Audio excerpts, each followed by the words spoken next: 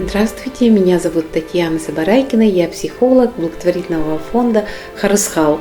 Мы сегодня продолжим тему «Семейная система и как она влияет на жизнь ребенка».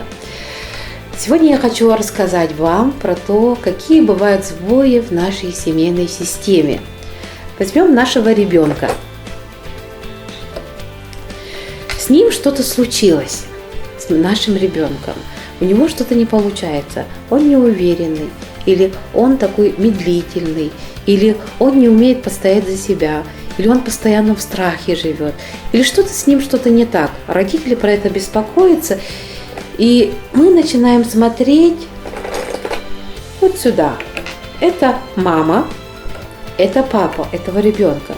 Начинаем смотреть, что с ними происходило, какими они были, когда они были маленькие, как они чувствовали себя в своей системе. Про систему мы говорили в тот раз. Давайте вспомним. Это бабушка с этой стороны, это дедушка, это тоже дедушка. И когда начинаем смотреть, разговариваем уже с родителями, и мы начинаем понимать, когда мама говорит: у нас, например, нету папы в семье.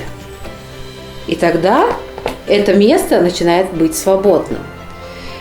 И закономерно, когда нету папы, ребенок начинает искать на это место кого-то другого. На это место он может поставить, например, предположим, бабушку.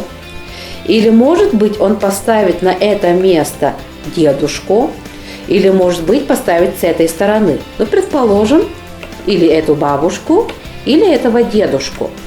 И теперь начинаем смотреть. Вы заметили, что у каждого человека есть свое место. Это место ребенка, это место родителей, это место бабушек, дедушек, а дальше пошли места прабабушек и прадедушек. Когда ребенок поставил сюда дедушки, теперь осталось свободным это место.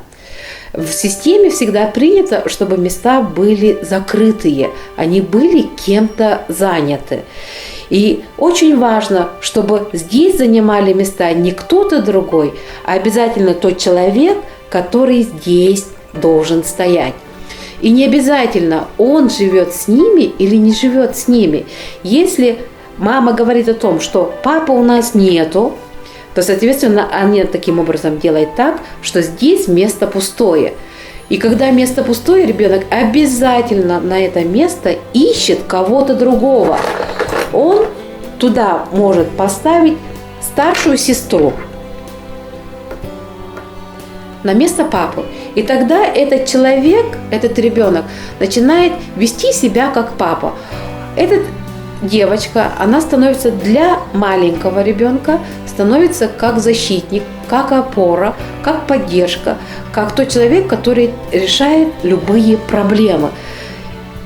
И этот человек, он уходит с этого места старшей сестры. Тут еще есть места еще старшие, младшие и еще младшие, например.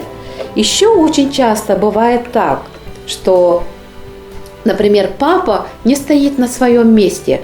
Он обычно про них, родители говорят, мамы обычно говорят: это мой старший ребенок. Или говорит: это мой младший ребенок.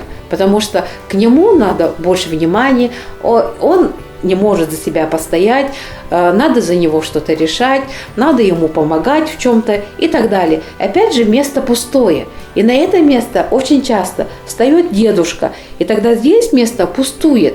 И на это пустующее место может встать любой человек из системы. Например, может встать ребенок. И тогда ребенок старший становится для мамы как родитель и начинает выполнять функцию родителя для мамы.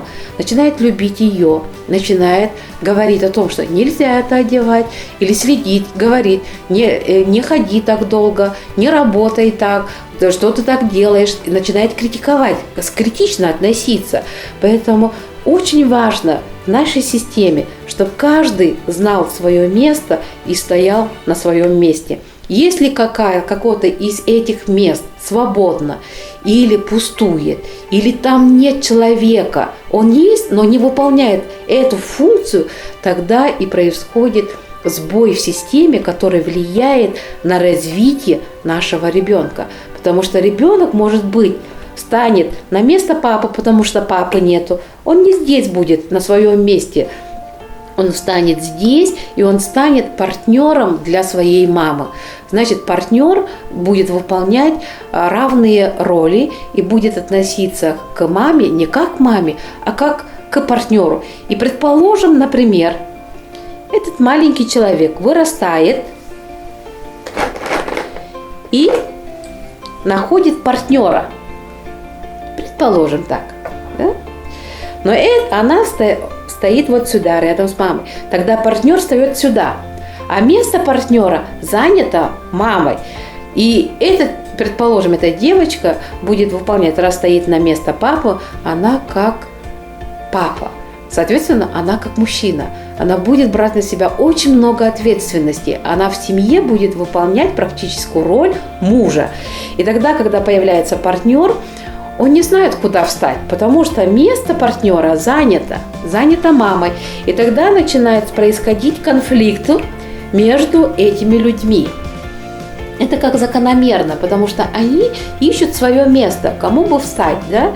И мама начинает критиковать партнера в том, что он неправильно что-то делает, он как-то недостоин моей дочери, он какой-то не такой. Очень много критики находит, да? И поэтому еще раз говорю о том, насколько важно иметь каждому свое место. Ребенок должен здесь стоять. Партнер, когда вырастет ребенок, это партнерское место тогда свободно. Папа встает на свое место, он рядом, его нету, и он живой, не живой, все равно, это его место. И это мы говорим так, когда мы рассказываем про этого человека, про хорошее, что он действительно, я его любила, что он, благодаря ему есть ты, что между нами что происходило, это не должно касаться вас, детей. Это только партнерских отношений касается. Если с нами что-то произошло, то в этом нет вашей вины. Детей мы должны любить просто за то, что наши дети. Безусловно, без всяких условий. Условная любовь есть только между партнерами. Там мы можем уже говорить, да, я тебя люблю за что-то. Поэтому я желаю вам, чтобы вы посмотрели на вашу семейную систему. В этой семейной системе есть очень много тяжелых каких-то сценариев, которые могут повторяться. Есть очень повторяющиеся чувства, которые есть, может быть, с этой стороны или может быть с этой стороны. Чувство страха, чувство вины, чувство обиды, про которые мы все это передаем нашим детям. И благодаря этой системе мы можем понять, почему наш ребенок заболел. Очень многие ответы обычно мы там находим. Поэтому, если у вас возникли какие-то вопросы, обращайтесь. Мы всегда рады ответить, рады принимать, рады работать с вами. С вами была Татьяна Сабарайкина. До свидания, до следующих встреч.